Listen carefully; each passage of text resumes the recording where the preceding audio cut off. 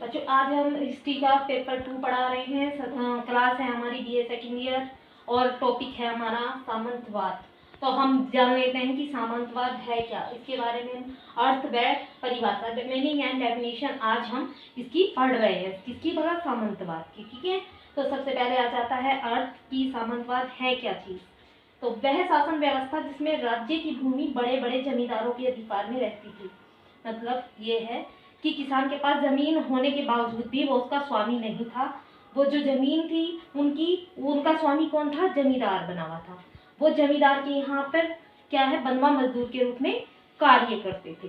ठीक है, इसके बाद आ जाती है परिभाषा। हम परिभाषा देख लेते हैं। परिभाषा अलग अलग विद्वानों ने अलग अलग दी है। तो सबसे शुरू में जो परिभाषा हम पढ़ा रहे हैं वो स्टड्स के द्वारा है। तो इसमें पढ़ लेते हैं। भूमि के स्वामित्व के माध्यम से सामंतवाद समाज का एक संगठन है जिसमें राजा से लेकर भूमिपतियों तक सारे लोग सेवा और संरक्षण की शर्तों से एक दूसरे से बंधे रहते थे। इसमें क्या था, जो मतलब सरकार थी और जो जमींदार लोग थे शर्तों से एक दूसरे से बंधे हुए रहते थे। ठीक है, तो हमारा नेक्स्ट आ रहा है मेयर के शब्दों में। तो मेयर ने क्या कहा है कि समाज और सरकार ना एक दूसरे के विशेष क्या था, भू धरती पर उनके हिसाब से क्या था कि जो ये व्यवस्था थी सामंतवाद, वो भू धरती पर आधारित थी।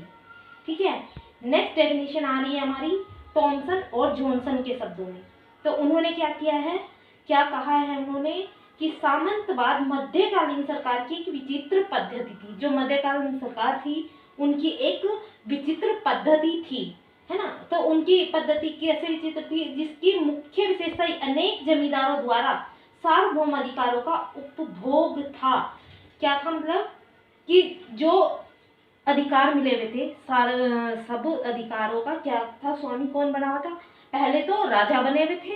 राजा के बाद उन्होंने क्या किया, राजाओं ने एक वो जमींदारों को ले लिया और जमींदारों को वो अधिकार दे दिए और उनसे क्या किया कि एक कर तय कर लिया कि आप हमें इतना हिस्सा, जो भी आपकी फसलें होंगी आप उसका इतना हिस्सा हमें देंगे।